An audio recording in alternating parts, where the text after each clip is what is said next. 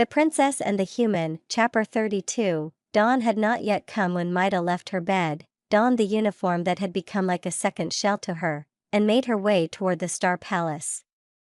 Unlike the servants working in the Sun or Sky Palace, whose uniforms were predominantly blue, the color of the king, she was donning predominantly green. As was the case for all the others working in the Star Palace. Not only was this symbolic of the fact that they directly served Her Highness, having the entire staff in the color of the princess also showed the changed power dynamic. Ever since she had been given complete authority over Homie's foreign affairs 3 cycles ago, her word could overturn even that of his and Her Majesty when it came to this topic. The estate housing the servants was located on the back side of the palace. It was separate from the main building, but connected via a broad, canopied pathway. Said canopy was laced with a multitude of small, down-facing lights that currently illuminated the otherwise dark route. Despite the early hour, Maida was by far not the only one up. As soon as the head maid stepped through the servants' entrance, she was immediately greeted by the familiar noises of the servants' daily business that the noble inhabitants of the palace never got to hear. After getting the report from the night shift, Maida dismissed them before giving the morning shift their individual tasks. The first one, of course, was cleaning the palace.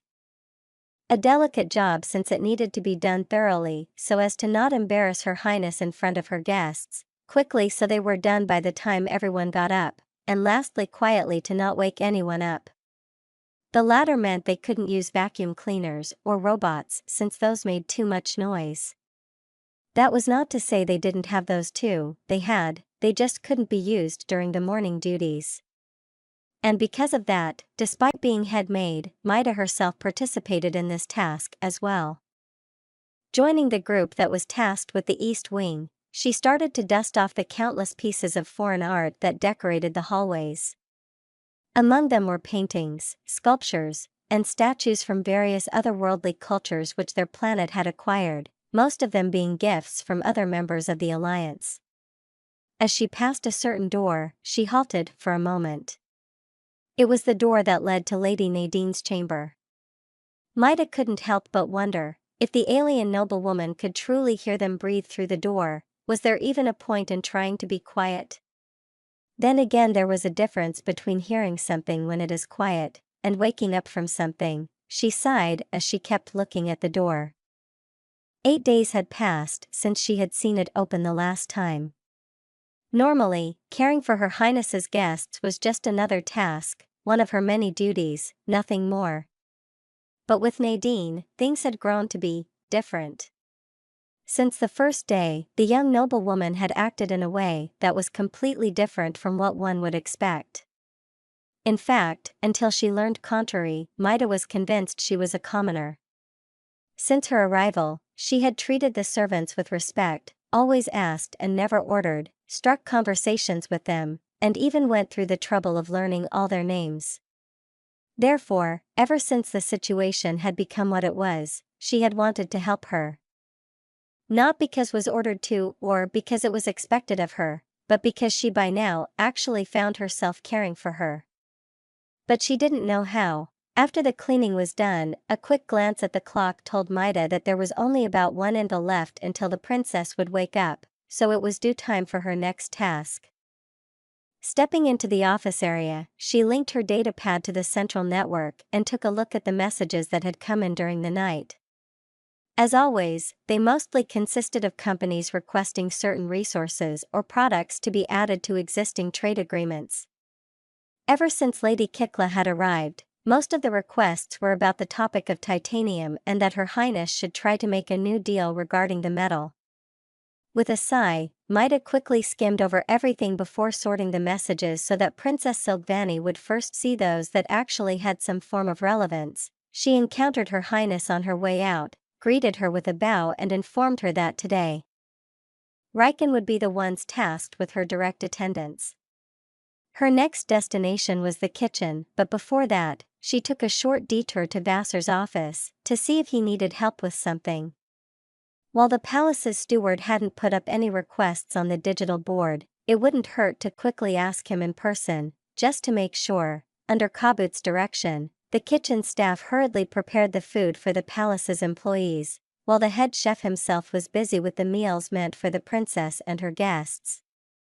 Today, the schedule was completely reserved for the trade negotiations, meaning he had to make both Tystire and human meals. Grabbing what was meant for her, Maida entered the adjacent break room to have a quick first meal. While she ate, she took advantage of the moment of quietness to make some estimations about the planning for the following days. Today was the 8th day since the ambassador's arrival, and the 6th day of the negotiations. Under normal circumstances, she would predict the talks to continue for at least 3 more days, better assume 5, just to be sure. But considering the difficulties they expected this time, Her Highness, Maida, and Vassar had decided to plan for 15 days. Meaning by now, 9 were left.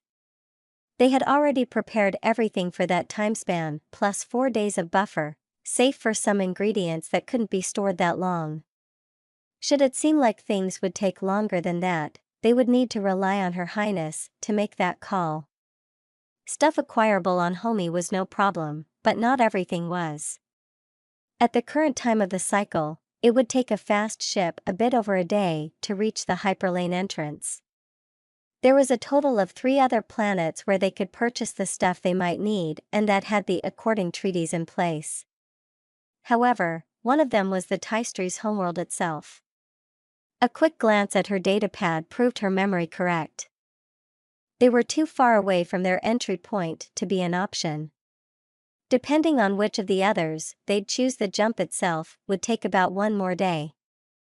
Assuming the relays worked, they could then send a message to the planet. She again glanced at her datapad to look up the other planets' estimated positions. Depending on their choice, the cargo ship would either need 5 or 8 days to reach the hyperlane. 8 was too long. The Krasnov's planet was therefore out of the picture as well. 5 it was, 1 more for the jump back, and since the transport vessel was slower, 2 days to reach Homie. Typing the numbers in the calculator gave her a total of 10 days. And if they didn't want to do everything on the last day, the call for a new shipment had to come in 3 days if needed. It would probably be for the best to remind Her Highness of that. A heavy, salty smell pulled her out of her thoughts. By now, she was able to recognize the fragrance as roasted meat, meaning Cabot was now preparing the meal for Lady Nadine. When she had seen the blood-smeared interior of the shuttle, Maida couldn't understand how someone would deliberately eat something that gave off such a bad odor. The cooked meat, however, she had to admit, smelled at least peculiar. She stood up and walked to the kitchen. Another maid, Gundy, was loading Nadine's first meal onto a tray when Dr. Githey entered. "Doctor," Maida greeted her with a quick bow. "Here to accompany Gundy, I presume, of course. I still need to examine whether the change in diet had some notable effects on her." A short pause followed. "You think she'll open today?" The doctor's gaze fell. "Probably not. But I'll keep trying," she nodded, not knowing what else to say. As they left, Maida went over the next tasks. "Okay, Laixa and Enroll, you two take care of the meals for Her Highness and the ambassador. While they eat, I'll refill the drinks in the conference room. Naki is still busy. Okay, then you take care of the laundry, Essa. Forget the report for now, I'll do that myself later." She sighed. "First ones, we should have asked for more than just 2 additional servants. I can take care of the drinks if you want." Surprised by the new voice, Maida turned around. In front of her, holding a water canteen and wearing a blue uniform rather than a green one, was one of the maids that had been called in from the Sun Palace. For some reason, she seemed a bit nervous. "Kyla, right? Why are you here? Weren't you supposed to attend Lady Kikla?" "I am. She has sent me on an errand." Maida crossed her arms. "Then I'd say you should probably do that. She is busy talking to Her Highness right now. I have more than enough time to give you a hand." She turned to the door, but Maida stopped her. "I don't know if that is how things are done in the Sun Palace, but here, we take the tasks given to us seriously." Kyla scoffed at that. "Too bad the same can't be said about respecting your seniors. you might be older than me. But in case you've forgotten, I'm still the head maid. A meaningless title given to a meaningless plebeian. I have you know that I carry the blood of Clan Res-Sla, who ruled one of the largest kingdoms before the Unification Wars, and played a decisive role in it. Maida's expression hardened. It was true that her being head maid was unusual. Even among servants, the head of staff was usually someone who was of noble birth at least in some way, but didn't have any real chances of succession. But that didn't mean that she didn't have a response to that, yes, and who also birthed the infamous Duchess Merla. What, you thought I wouldn't look up the people who get sent here? Your family lost their title before you were even born, you are just as much a commoner as I am. The entire kitchen had fallen silent while the two of them stared at each other. But the tension between them suddenly broke when Kyla took a step back and defensively raised her arms. Sheesh, no need to get so agitated. She turned her back to them and placed the canteen back on the counter. I saw you were tight on time and thought you might appreciate some help. Was just an offer, you don't have to take it. Later that day, Silvani was sitting at the desk in her bedroom. Staring blankly, she had spaced out a little while rubbing her forehead. "Sis," her brother's voice shouted out of the datapad, pulling her back into reality. Right now was a scheduled pause in today's talks, which she had decided to use to call her brother. Once he got transferred to Byrminar, which was on the literal other side of the planet, calls like this would become difficult. "I'm sorry." "What were you saying? Is everything all right?" Concern coming from her brother, the things she was allowed to witness. "Yes, don't worry. Just a little headache." "Is Nadine there today?" "Sorry, no, come on." "Is she that busy?" "That's not it." The princess took a deep breath. "Ever since she came back, she has locked herself in her room and lets nobody in." "Huh? Why?" "She is scared. After what happened to you, she's afraid it'll happen again." "That's bullshit." Silvani blinked. "That is." "What?" Her word. "Whatever, just let me talk to her," he insisted. "We've been trying that for 8 days," she answered with a sigh. "She doesn't even answer the door." "Have you tried the window?" Window? Yes, her window that's facing the garden, it's always open. "That's how I usually get in." "Of course you do," she said sarcastically. "Oh, shut up. You want to help her or not?" Since when was her brother so assertive? "I can't believe I'm actually doing this," Silvani murmured while shaking her head. "Okay, I'm in the garden." "What now?" "Go along the wall. Don't use the path, you have to walk on the grass. Make slow, long steps, and make sure not to step on dry leaves. Once you are past the orange lyska bush, hold your breath. Mess up any of those, and she'll hear you coming. I'll mute the call till you're there." "I can't believe I'm actually doing this," she repeated quietly. Avoiding the leaves wasn't too difficult. However, the distance between the bush and the window wasn't small. But for what could be the first time in her life, Silvani was thankful for her tall body, as her long legs allowed her to bridge the distance just before she ran out of air. "Hey," she panted as she reached her destination. Immediately, Nadine's head snapped in her direction. Not even a tig later she was sitting on the opposite side of the room, her back pressing against the wall. "Relax, I won't hurt you," she tried to calm her down. However, her joke didn't seem to get appreciated. "You know what might happen," she answered with a tired-sounding voice. "Yes, it may happen that I molt a bit early. I'm close, remember?" The small alien closed her eyes and took a deep breath. "Please leave." "I will," Silvani affirmed with a nod. She then reached into the room and leaned her datapad against the wall under the window so the video call was visible. But he won't. As soon as she stepped away from the opening, she could hear some shuffling in the room. "Kirteen? Kirteen? Oh my god, how are you?" "I'm so sorry." "Are you alright?" "No, I'm not," her brother's voice answered.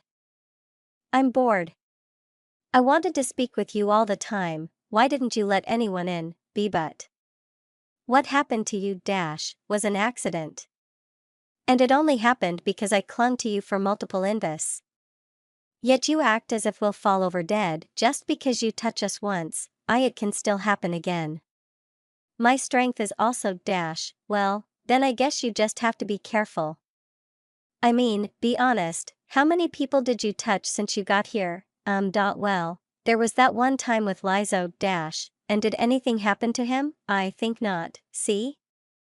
First ones, when did I become the voice of reason? Silvani scowled a bit at her brother's harsh tone. Then again, maybe that helped? In any case, she had to go back now, so she decided to leave the two alone. The sun had set and the ambassador had left the palace when Silvani heard a knock on her door. It was Maida, the Star Palace's head maid, who seemed happy, for some reason. Did something good happen? Indeed, Your Highness, she answered and gave her a datapad. Said datapad had a video call on it, showing the face of a certain alien. I must thank you. Also, I am sorry for the last week. It's fine, Silvani assured her, not asking what a week was. The important thing is that you're coming out again. Well, somewhat. This time, the small alien actually chuckled a bit. I just don't want to risk it. But I agree that this can't go on. Therefore, I would like to ask for a few things, some of which might get pricey. Money is not an issue, Silvani insisted, gesturing for Maida to take notes. Go on. First, I would like to resume and double my language lessons. Okay. A bit of a slow start, but she said there would be multiple things, so whatever. Secondly, once I can write, I want someone who can teach me your programming language. With that one, Nadine had lost her, so Silvani simply nodded along. Lastly, I need to speak to the dressmaker ASAP. Sure, why not? What by the first ones was she planning now?